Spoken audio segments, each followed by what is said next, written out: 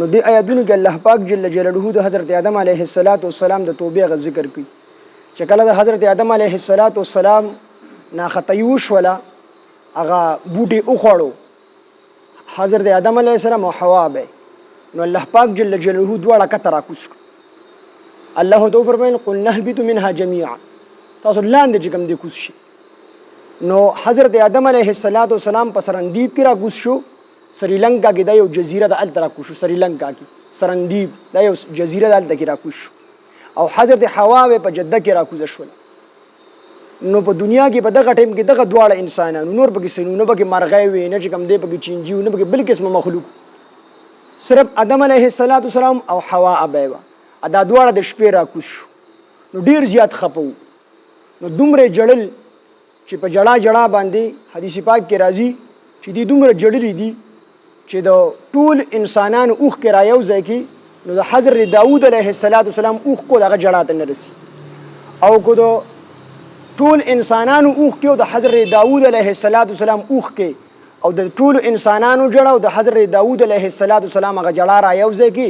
نو د حضرت آدم علیه السلام هغه جړا ته نه رسي دومره غي چې کوم دې جړل 200 کاله حضرت آدم علیه السلام 200 کاله دا 200 کاله پوری جوړل آدم علیه السلام 200 کاله جوړل 100 کاله پوری دی خپل بیبي له خواته نه دتلی او سلويخت ورځو پوری حضرت آدم علیه السلام او حوا ابه خوراک او سکاک نه دی کړ دومره زیات خپو جړل به الله پاک چې الله پاک مونږ غټل وی ګناه شوی دا ګناه مونږ ته معاف نو ډیر زیات خپو نو د دوړو ملاقات بیا په میدان عرفات کې شوی په میدان عرفات کې بیا دواړه یو بل سره یو ځای شو یو په سرندیب کې راکوز شو بل په جده کې او د دواړو ملاقات دواړه یو ځای شوی بیا په میدان عرفات باندې نو عرفات ویلو یو وجدا هم ده چې په دغه میدان باندې دی یو بل پیجندل چې دا حوا به د حضرت آدم علیه السلام نو دی دواړو ملاقات په میدان عرفات کې شوی نو دی آیاتونو کې دغه ذکر دی فتلقى پس ذکر آدم علیه السلام من ربه د خپل ربنا کلمات کلمې فتاب علیه پس توبه قبول کړه الله پاک د آدم علیه السلام فتلقى آدم نو دی به جړل وای نو الله پاک جل جلاله ورته پسله کې دا کلمات ورواچول چې ربنا ظلمنا انفسنا وان لم تغفر لنا وترحمنا لنكونن من الخاسرين الله پاک ورته پسله کې دا کلمات ورواچول چې دا کلمات وایا نو زبتا چې کوم دی وبخم دې دوړو دا کلمات شروع کو ربنا ظلمنا اے رب زمونږ ظلم کړی دی انفسنا په خپل ځانونو باندې وان لم تغفر لنا کو چرته زمونږ بخنه ونکي وترحمنا ومونږ باندې رحم ونکي ولنكونن من الخاسرين مونږ به کوم دې تاوانیانو نشو کوته مونږ باندې رحم ونکي مونږ به تباہ او برباد شو نو الله پاک ورته الهامن د دې کلمو الهام ورته وکړو پس لګي وته دا الله پاک واجول چې دا کلمې وای په دې په وجه چې کوم دې ستابخنه وک نو دي دا کلمات شروع کړو چې دا کلمات شروع کړو الله پاک جل جلاله ورله بخنه وکړه نو الله پاک دوباره اسمان ته واپس اونخه جوړ دا جنت ته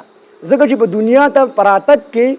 ډېر حکمتونه وو یو حکمت پکې داو چې الله پاک جل جلاله اراده کړې و چې د پیریانو د فرشتو په منځ کې به یو بل مخلوق پیدا کوم چې هغه ته انسان ویل شي او نورم دنیا حکمتونه وکي نو د دې وجه الله پاک ورله ګناه معاف کړله خطا ولا معاف کړله ګناه نه خطا ولا الله پاک معاف کړله خو الله پاک دوباره چې کوم د جنت ته ونخې جوړ نو دې آیاتونو کې فتلقى ویل شي تلقى خپل معنی دا ده چې د چا په مینې او محبت او په شوق سره د چا استقبال کول او دا هغه کس قبلول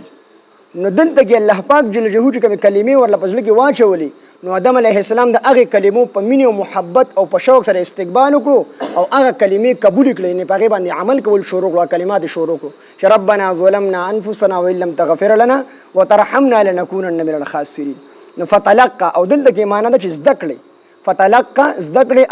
آدم علیه السلام من ربه د خپل ربنا کلمات کلمې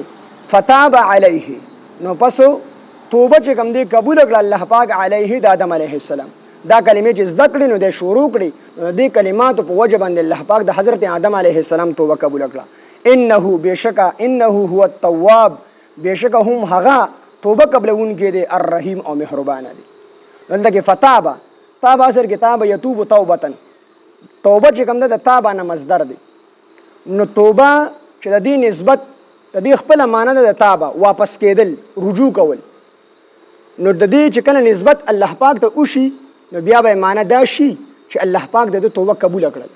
توبه الله پاک قبول کړه. او که انسان ته نسبت وشي د دې تابه د دې انسان ته نسبت وشي نو بیا به معنا دا شي چې